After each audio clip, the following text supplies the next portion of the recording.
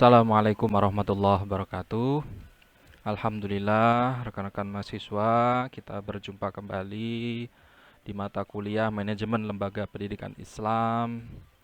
Kali ini kita membahas materi yang terakhir. Alhamdulillah, tidak terasa kita sudah di penghujung semester ya. Kali ini kita membahas tentang materi yang ke-13, Manajemen POATS dalam MLPI. Apa itu POATS? Manajemen itu tidak bisa lepas dari yang namanya POATS. Ini sebuah teori. POATS ini adalah singkatan. Kepanjangannya POATS itu P itu planning, O itu organizing, A-nya itu actuating, dan C-nya itu adalah controlling. Maka dalam sebuah manajemen itu tidak bisa lepas dari planning, organizing, actuating, controlling itu nggak bisa. Apa itu artinya? P-nya itu POATS tadi, P planning itu adalah perencanaan, organizingnya itu adalah pembagian tugas, actuatingnya adalah implementasi, dan controllingnya itu adalah evaluasi, kontrol. Jadi dalam sebuah manajemen lingkarannya ya hanya ini saja secara umum. Secara rinci banyak juga, tapi yang paling masyhur adalah POATS ini. Bagaimana di dalam sebuah manajemen itu diawali dengan sebuah perencanaan, kemudian pendelegasian, pembagian tugas, kemudian diterapkan, dan yang terakhir adalah controllingnya, evaluasi. Selalu dievaluasi. Hasil evaluasi bagaimana? Hasil evaluasinya baik. Nah, maka agar lebih baik gimana? Direncanakan lagi. Terus sampai seperti itu. Hasil evaluasi, hasil controllingnya gimana? Oh, kurang baik. Ada yang tidak sesuai target.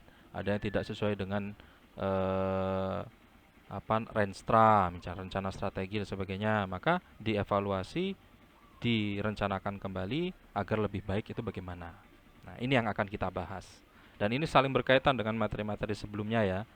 Bagaimana manajemen sistem informasi sebelumnya kan, dan seterusnya. Kita mulai dulu dengan bacaan basmalah. Bismillahirrahmanirrahim. Mengapa POATS itu penting? Karena POATS merupakan fungsi manajemen.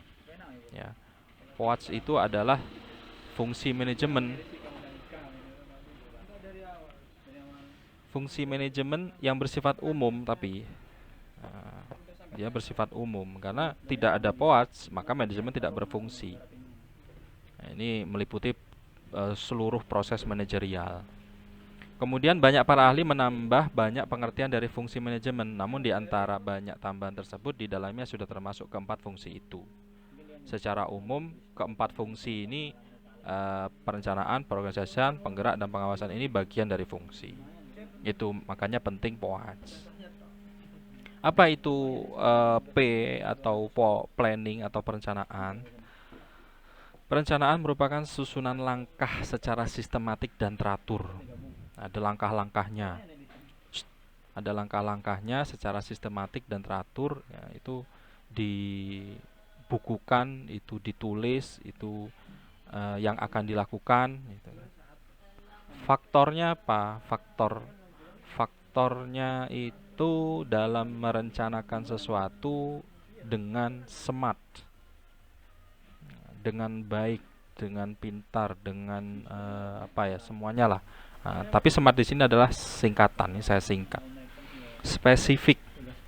Nah, jadi merencanakan sesuatu itu harus jelas, harus spesifik. Maksud tujuannya apa? Merencanakan sebuah perencanaan itu. Yang kedua, measurable. Artinya program kerjanya itu harus bisa diukur tingkat keberhasilannya. Harus bisa diukur sumber daya manusianya, sumber daya sarprasnya, sumber daya organisasinya, semuanya harus bisa terukur. Inginnya yang muluk-muluk tinggi-tinggi tapi tidak sesuai dengan eh, kekuatan SDM-nya, tidak sesuai, tidak lengkap sarprasnya, kan nggak bisa juga berarti.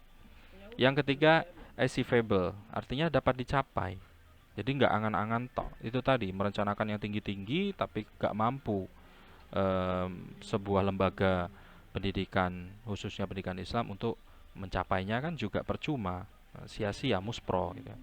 Kemudian realistis gitu loh.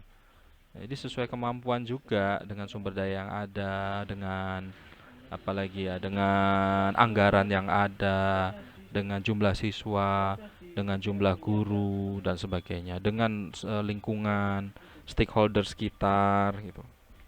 Tuh. Jadi dalam merencanakan saja sudah ada sedetail ini gitu ya. Dan yang terakhir time. Artinya batas waktunya itu jelas. Ada batas waktunya dalam merencanakan. Nah, makanya ada yang namanya Renstra, rencana strategi jangka panjang, jangka menengah, jangka pendek. Gitu. Harus ada itu ya. Jadi kepala sekolah gitu ya, karena kita ini membahas mata kuliah manajemen lembaga, berarti ya di sini yang memanage adalah kepala sekolah, waka, dan semua unsur. Tapi yang paling bertanggung jawab adalah kepala sekolah. Nah, itu harus punya eh, apa namanya target. Rencana kalau tidak ada target ya percuma. Apapun itu, misalnya dari sisi sarpras, harus nambah bangunan apa, harus nambah lab apa gitu ya. Dari sisi siswa harus bertambah, siswanya sekian. Nah, bagaimana supaya siswa itu bertambah? Ya mengutamakan kualitas, mengutamakan kualitas. Bagaimana kualitas itu supaya bisa seiring berjalan dengan kepercayaan stakeholder, kepercayaan masyarakat dalam menyekolahkan putra-putranya. Ya dengan apa ya, prestasi-prestasi yang diraih itu. Dengan output dari siswa tersebut yang serapannya teruji, sudah terukur dan teruji, sudah terpercaya di masyarakat. Oh, lulusan sana bisa diterima di sana. Oh, bisa tempat kerja, mempunyai skill yang tidak hanya hanya nilai rapot saja, tapi juga punya skill apa gitu ya, punya pengalaman apa. Itu ada target-target seperti itu, ada target mingguan, bulanan, triwulan, semesteran. Seperti di sekolah anak saya itu ada target simple, sepele, tapi ini menurut saya sangat penting dan bisa ditiru juga dengan sekolah-sekolah lain, sekolah dasar ini anak saya masih SD yang pertama itu. Nah, di situ saya perhatikan ada target kelas 2 harus sudah selesai, harus bisa baca Al-Qur'an.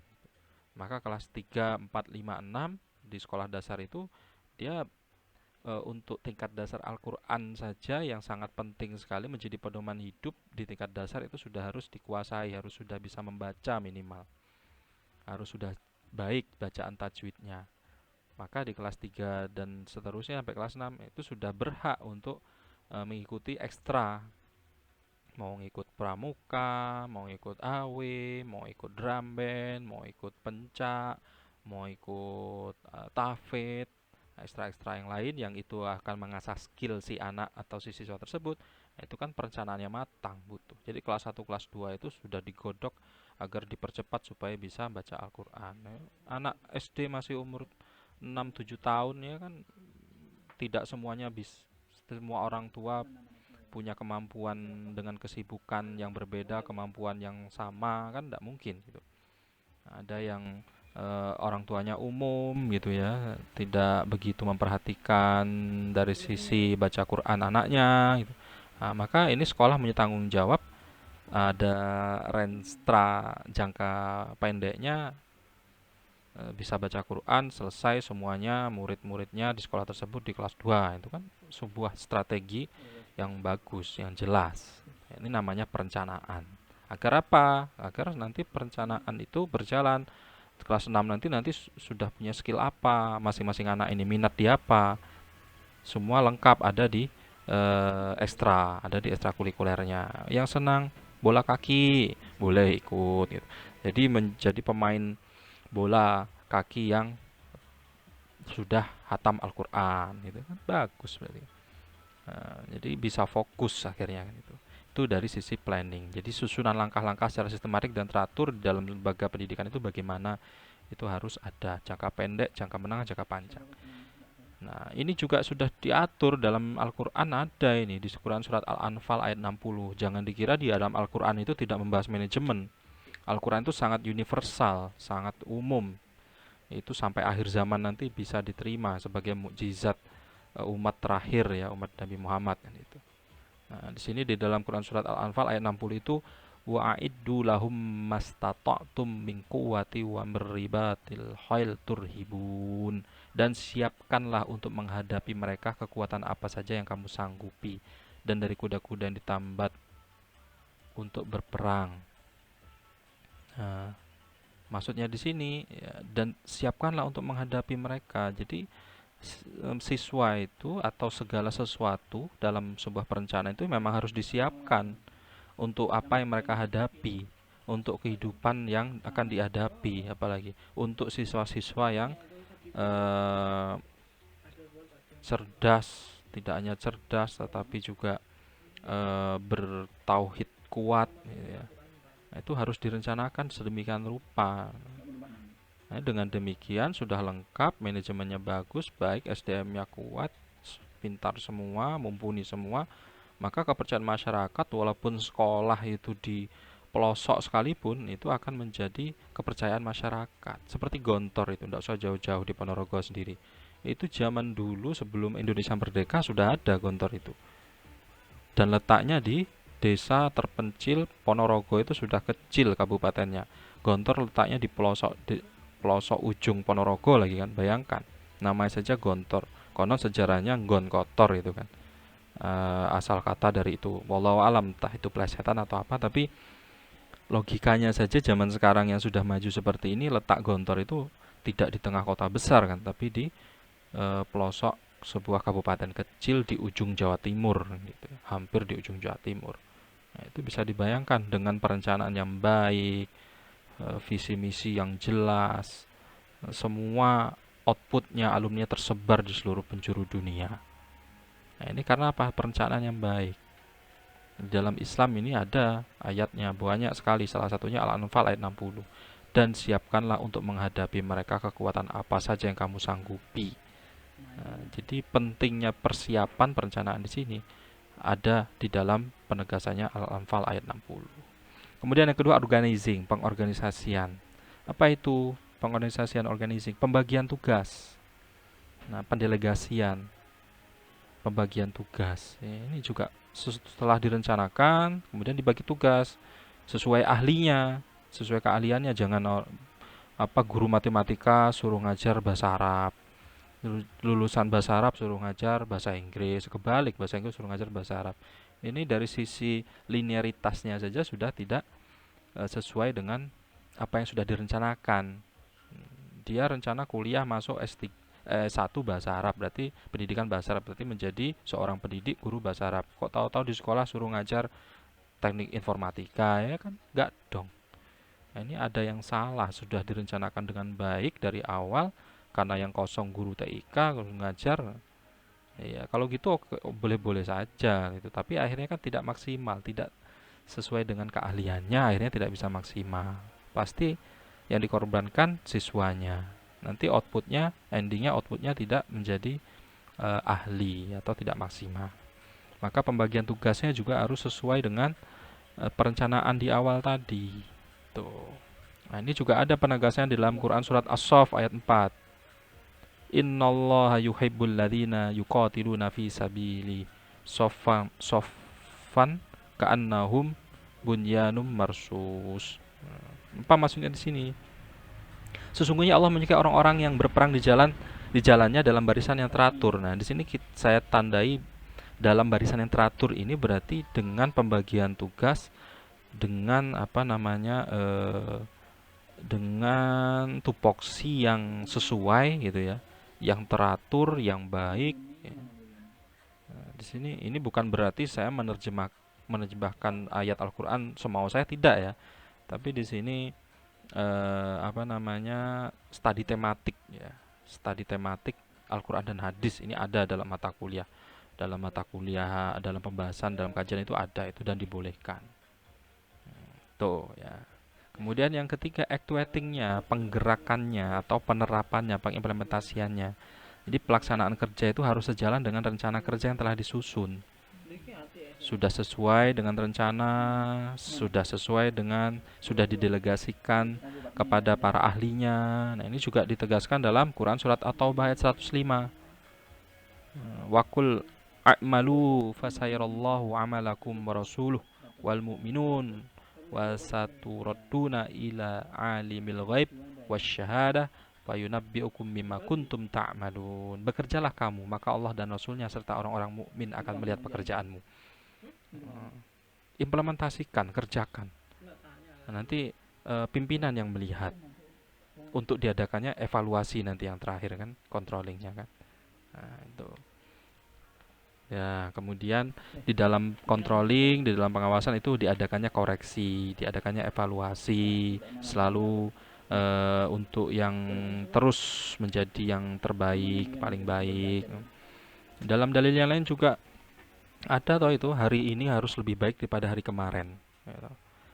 Hari Jika hari ini tidak lebih baik daripada hari kemarin, maka rugi. Nah, jika hari esok tidak lebih baik pada hari ini, itu suatu yang apa ya, yang ya sangat-sangat rugi, ya, celaka gitu ya. Dalam dalilnya itu celaka.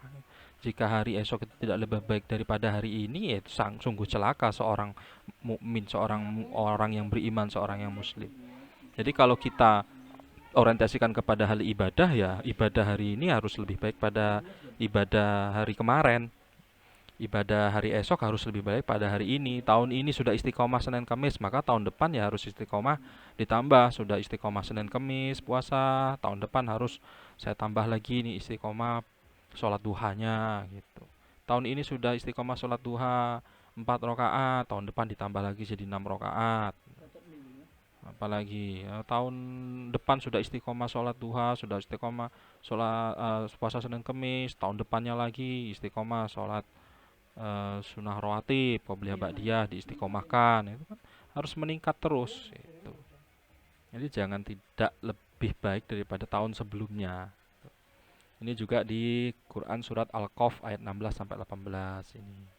Dan sesungguhnya kami telah menciptakan manusia dan mengetahui apa yang dibisikkan oleh hatinya, dan kami lebih dekat kepada daripada urat lehernya. Ketika dua orang malaikat mencatat amal perbuatannya, seseorang duduk di sebelah kanan dan yang lain duduk di sebelah kiri. Tiada suatu ucapan pun yang diucapkannya melainkan ada dekatnya malaikat pengawas yang selalu hadir. Nah, ini malaikat aja melakukan pengawasan kepada kita. Setiap manusia itu ada malaikat yang ngawasi. Masa sebuah manajemen tidak diawasi, tidak dikontrol, tidak dievaluasi. Tuh. Oke, itu pembahasan materi terakhir tentang manajemen POTS dalam MLPI. Sebelum saya akhiri, kita lihat dulu hasil diskusi materi sebelumnya yang lalu, membahas tentang manajemen keterbukaan informasi pada madrasah. Ini ada dari teman mahasiswa yang menanggapi materi. Alhamdulillah sekarang ini sekolah berada di bawah naungan Kemenak pun sudah, baik negeri maupun swasta, sudah ada namanya SIMTIK, Ustadz. Education Management Information System. Nah, ini kan bagus kan? Ini bagian dari manajemen pendidikan kan, terkait informasi sistemnya.